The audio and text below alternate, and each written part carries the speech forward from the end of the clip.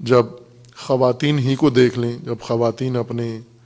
گھر میں، خاندان میں، محلے میں، اپنے قبیلے میں، اپنے علاقے میں جب کسی محفل مجلس میں جاتی ہیں تو بہت قلیل خواتین محجبہ ہوتی ہیں، حجاب میں ہوتی ہیں. بیشتر خواتین بے حجاب ہوتی ہیں یا بد حجاب ہوتی ہیں، اور ان بے حجابوں کے نرغے میں محجبہ احساس کمتری میں اپنے آپ کو محسوس کرتی ہیں. مومنہ، مومن خاتون، متدین خاتون، دیندار خاتون جس نے دینی تقاضے پورے کیے ہوئے ہیں، وہ تنہا نظر آتی ہے. اور صرف تنہا نہیں ہے بلکہ ان کی نامناسب نگاہوں کو محسوس کر رہی ہوتی ہے، ان کے اشاروں کو، ان کی گفتگو کو اور ان کے طعنوں کو، چہ بسا ان کے بعض دیگر استہزائیہ جملات کو بھی اسے محسوس کرنا پڑتا ہے. یہ بے دینوں کے اندر دینداری کے یہی حالت ہے کہ جب بھی آپ بے دینوں کے اندر، فاسقوں کے اندر اور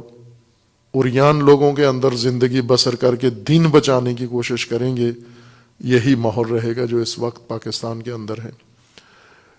کیوں بیشتر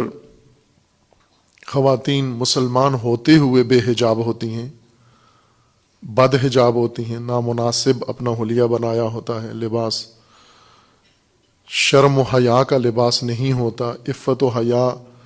ان کی وضقت سے نظر نہیں آتی؟ کیوں ایسے ہے؟ ایسے نہیں کہ یہ بد ہیں، بری خواتین ہیں، یہ بے خبر، جاہل، نادان ہیں، بری نہیں ہیں، اپنی طینت میں اچھی ہیں، اپنی اس مزاج میں اچھی ہیں، لیکن آگاہی نہیں ہے. حجاب دین کا حکم ہے، لیکن اس کا فلسفہ، اس کی حکمت،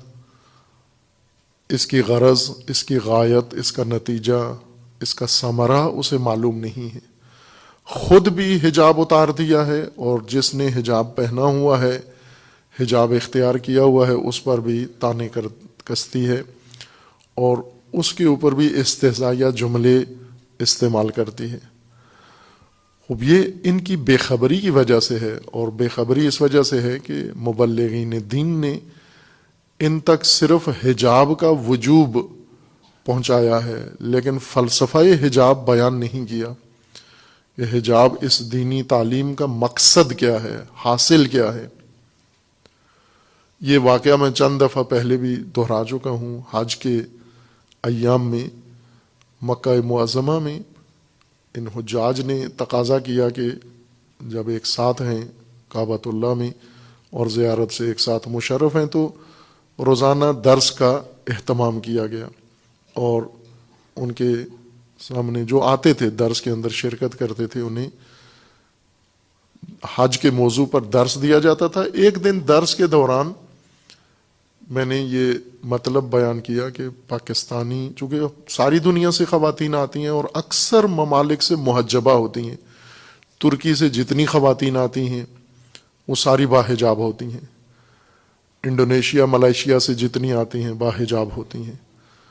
زیادہ تر مسلمین ان ممالک سے آتے ہیں. ایران سے جتنی خواتین آتی ہیں باحجاب، لبنان و بحرین سے، سعودی عرب سے. حج کے اوپر جتنی خواتین آپ کو لگیں گی محجبہ لگیں گی. فقط پاکستانی خواتین ہیں جو حج میں بھی فقط دوپٹہ سر پہ لیا ہوتا ہے، احترام، کعبہ کے احترام کے طور پر شلوار قمیض میں ہے اور دوپٹہ سر پہ ہے، اسی میں پورا حج کر جاتی ہیں. اب ظاہر ہے جب کعبہ آئی ہیں تو اس کا مطلب یہ ہے کہ دیندار خاتون ہیں،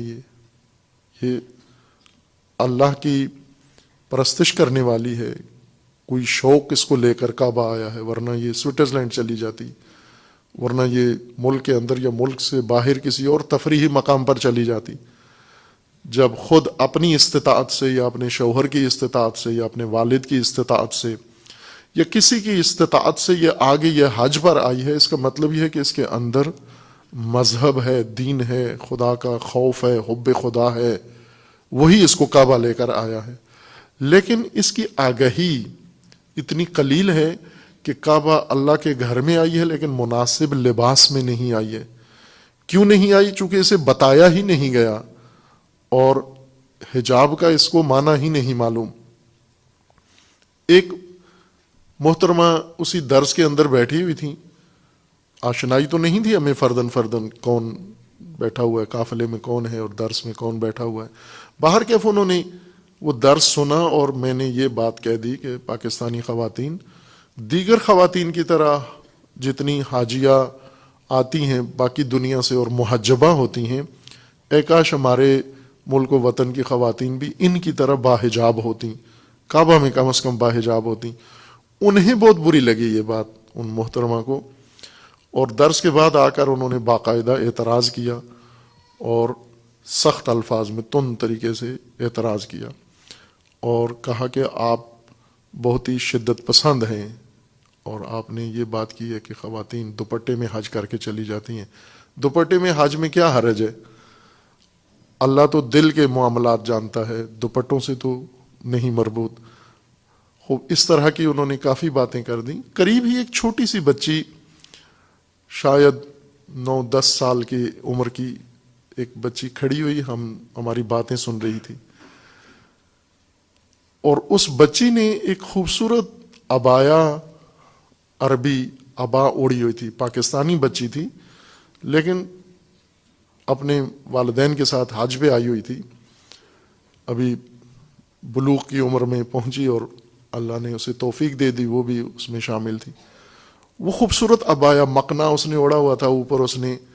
کالی عبا پہنی ہوئی تھی. اور ان محترمہ کی جب بات میں نے، مجھے معلوم نہیں تھا یہ کون ہے، بعد میں پتہ چلا کہ وہ کسی سیکرٹری یا وزیر کی زوجہ تھیں. ان کے میاں حکومتی اعلیٰ عہدے پر تھے اور یہ خود بھی تعلیم یافتہ تھیں، کسی عہدے پر فائز تھیں. باہر کیف انہیں بہت برا لگا یہ بات کہ آپ نے مکہ میں کیوں کہا کہ خواتین دوپٹے میں آتی ہیں پاکستانی. میں نے ان سے کہا کہ آپ حجاب، آپ وہ استدلال کرنے لگیں کہ حجاب کی آیت بتائیں، حجاب کی روایت بتائیں. مجھے معلوم تھا اب یہ نہیں جانتی تو ان کے سامنے آیتیں اور روایتیں بے سود ہے. میں نے انہیں کہا کہ آپ چھوڑ دیں کہ اللہ نے حجاب کا کیا حکم دیا ہے، رسول اللہ نے کیا دیا ہے، شریعت میں اور فقہ میں کیا حکم ہے، اسے آپ رہنے دیں. مجھے صرف یہ اس سوال کا جواب دیں کہ اس وقت آپ پاکستانی شلوار قمیض میں ہیں اور سر پہ دوپٹہ ہے آپ کے. ظاہر دوپٹے میں سارا سر تو نہیں چھپتا، وہ خصوصاً جس طرح اڑتی ہیں عموماً خواتین دوپٹہ، تو وہ پورا حجاب بنتا ہی نہیں ہے، سر بھی ننگا، چہرہ بھی ننگا، گردن بھی ننگی. میں نے ان سے یہ عرض کیا کہ آپ مجھے یہ بتائیے کہ یہ چھوٹی سی بچی کھڑی ہوئی ہے حجاب کے ساتھ، آپ اتنی محترم خاتون ہیں، آپ مجھے یہ بتائیں کہ کون باوقار نظر آ رہا ہے؟ آپ باوقار لگ رہی ہیں اس لباس میں یا یہ بچی چھوٹی سی باوقار لگتی ہے؟ یہ سن کر پھر خاموش ہو گئیں، کچھ بھی نہیں کہا اور وہاں سے چلی گئیں. مجھے احساس ہوا کہ شاید اور برا لگا ان کو، پہلے بھی بہت بری لگی ان کو بات، اب مزید یہ تشبیہ یا یہ موازنہ اور برا لگا ان کو. وہاں سے چلی گئیں، اسی کاروان میں تھیں لیکن اس کے بعد میں نے انہیں کہیں بھی دیکھا نہیں، دور دور رہتی تھیں، نہ درس میں آئیں نہ. آخر میں حج جب ہو گیا، ختم ہو گیا، منا کے آخری قیام منا کا آخری دن تھا ظاہراً، تو اس وقت وہ آئیں اور اسی طرح کی عبا میں ملبس تھیں جس طرح کی عبا اس چھوٹی بچی نے اڑی ہوئی تھی، اور کہا کہ میں آئی ہوں، حج ہو گیا ہے اور میں معذرت کرنے آئی ہوں، معافی مانگنے آئی ہوں آپ سے کہ میں نے وہ پہلے دن حج سے پہلے ہی وہ تندی انہوں نے دکھا دی تھی، کہ اس وقت میں نے جو تندی دکھائی اور سختی نامناسب طریقے سے، وہ اس پر میں معذرت کرنے آئی ہوں. تو میں نے کہا نہیں، معذرت کی ضرورت نہیں ہے، بس یہی جو میں نے آپ کو حجاب میں دیکھ لیا تو یوں سمجھیں کہ آپ نے بہت بڑا سفر اس حج میں طے کر لیا ہے. اور کہا کہ وہی جملہ جو آپ نے کہا تھا کہ کون باوقار لگتا ہے، آپ باوقار ہیں اس لباس میں یا یہ بچی باوقار ہے، تو میں پورے حج میں یہی سوچتی رہی کہ وقار تو میرے وجود سے کہیں سے بھی نظر نہیں آتا، ظاہر نہیں ہوتا، چونکہ میں نے جو حلیہ اپنا بنایا ہوا ہے وہ باوقار خواتین والا نہیں ہے۔ اور میں جس باحجاب کو دیکھتی تھی اور فوراً دیکھتی تھی کہ میں باوقار لگ رہی ہوں یا یہ باوقار لگ رہی ہے، تو مجھے اسی حج کے اندر ہی یہ احساس ہو گیا، یقین ہو گیا کہ حجاب میں خاتون زیادہ باوقار نظر آتی ہیں۔ پھر اس نے باہر کا وہ اختتام تھا اور اس نے عاقبت کے ساتھ وہ حج ختم ہوا، اور مثال دی میں نے کہ وہ آشنا نہیں تھی۔ ظاہر ہے جب حج کرنے آئی ہیں تو دل نرم تھا، اللہ کی بارگاہ میں آئی ہیں، لیکن ایک تقاضا، ایک ادب جو اللہ نے پیش کیا ہے اس کی حکمت سے واقف نہیں تھی۔ انہوں نے یہ سنا ہوا تھا کہ حجاب یہ مولانا لوگوں نے لازمی قرار دیا ہے، ورنہ عورت اور مرد میں کیا فرق ہے، اور حجاب کوئی ایسی لازمی چیز نہیں ہے۔ جس ماحول تہذیب سے گئی تھی اس میں غیر ضروری چیز حجاب تھا، لیکن جب انہیں حکمت مشاہدہ کی، انہوں نے نہ سنی، مشاہدہ کی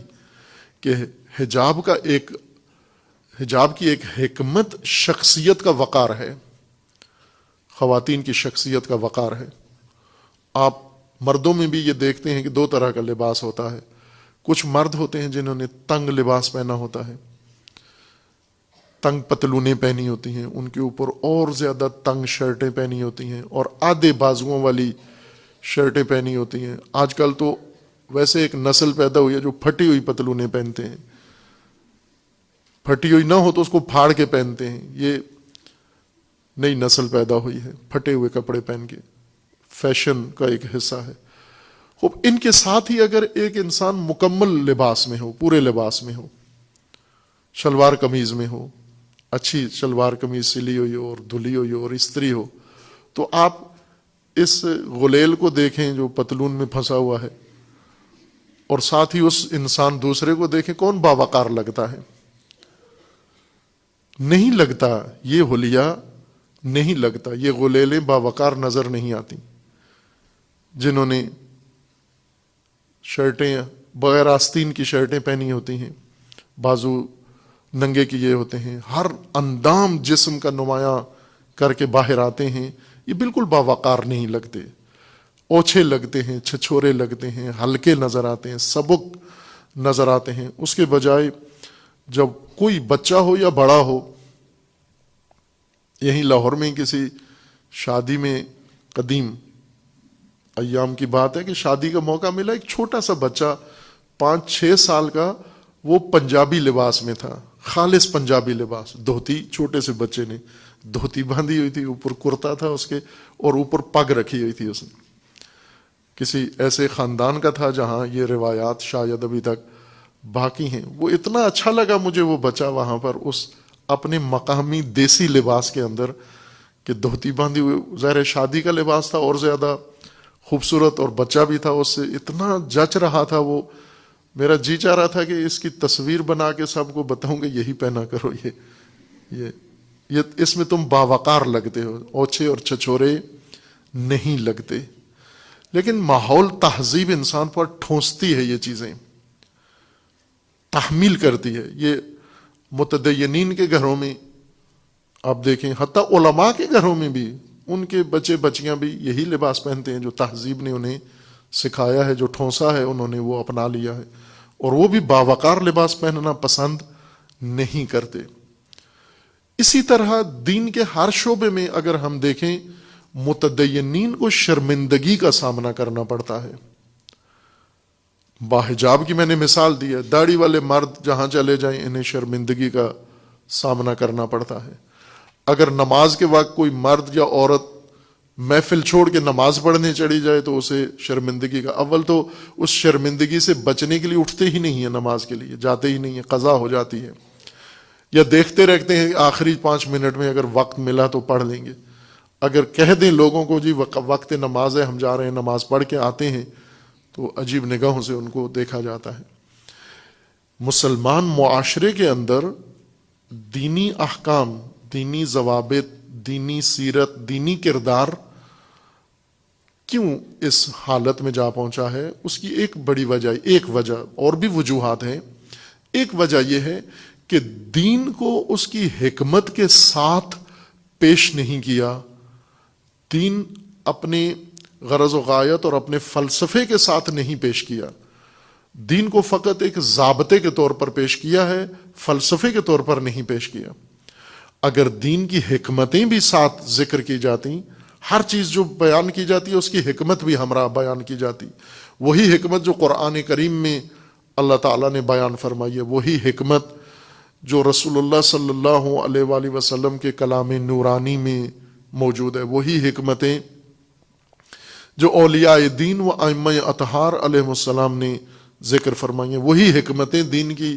جو حضرت زہرا سلام اللہ تعالی علیہا نے پیش کی ہیں، اگر یہ حکمتیں ساتھ بیان کی جاتی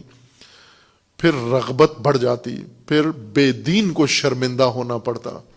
مسلمان معاشرے کے اندر فاسق اور فاجر کو شرمندہ ہونا پڑتا،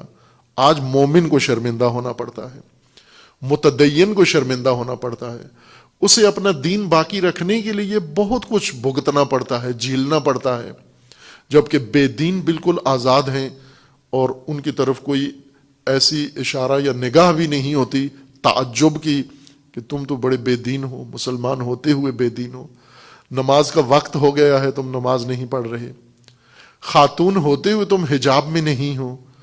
مومن مرد ہوتے ہوئے مناسب لباس میں نہیں ہو۔ آج کوئی بھی بلکہ تحسین کرتے ہیں، جتنی عریانی زیادہ ہو، جتنی بے حیائی زیادہ ہو، جتنا لباس نامناسب تر ہو، اتنی تحسین زیادہ ہوتی ہے، بلکہ جن کا لباس نہیں ہے اس طرح کا وہ وہاں سے ڈیزائن اتار لیتے ہیں۔ اگر کوئی عورت کسی محجبہ عورت کسی غیر محجبہ کو دیکھے اور اس کی بے حیائی کے لباس کا باقاعدہ تصویر بنا لے گی، ڈیزائن اتار لے گی کہ میں نے بھی ایسا ہی سلوانا ہے۔ اگر کوئی بچہ جوان کسی دوسرے جوان مسلمان کو دیکھے نامناسب لباس پہنتے ہوئے، اسی طرح سے ڈیزائن اتار لیتا ہے، اور پھر اس کے علاوہ حلیہ جو بناتے ہیں عورتیں مرد، یہ اس وجہ سے ہے کہ دیندار ہونے میں شرمندگی کیوں ہے؟ چونکہ دین کی حکمتیں معلوم نہیں ہیں، دین کے احکام معلوم ہیں، حکمتیں معلوم نہیں ان احکام کی،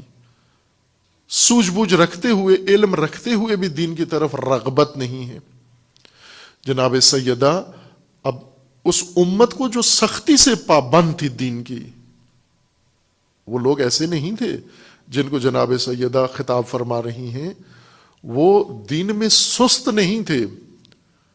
دین میں لاپرواہ نہیں تھے، دین میں لاابالی نہیں تھے، وہ سب کے سب چونکہ رسول اللہ صلی اللہ علیہ وآلہ وسلم سے بلا واسطہ دین سیکھے ہوئے تھے اور اس پر سختی سے عمل پیرا تھے، ان کے ایک عمل کے نتیجے میں جناب سیدہ نے یہ احساس کیا کہ انہیں دین کی حکمت صحیح طرح سے معلوم نہیں ہے، ان کے اندر دین کے اثرات نظر نہیں آتے، پابند ہیں احکام کے لیکن حکمتوں سے خالی لگتے ہیں، اور حکمتیں نہ جاننے کی وجہ سے اس عمل کے مرتکب ہوئے ہیں۔ دو عمل ان لوگوں نے کیے اجتماعی طور پر، سب سے بڑا عمل اور سب سے برا عمل یہ کیا کہ ولایت کو چھوڑ دیا، ولی کو چھوڑ دیا، یہ سب سے بڑا عمل تھا، سب سے بڑی غلطی تھی۔ اور دوسرا حق سیدہ کو سیدہ سے لے لیا، محروم کر دیا سیدہ کو اپنے حق سے، یعنی فدق سے، سرزمین، وہ ملک جو باغ تھا کھجوروں کا اس نخلستان سے جو رسول اللہ صلی اللہ علیہ وآلہ وسلم نے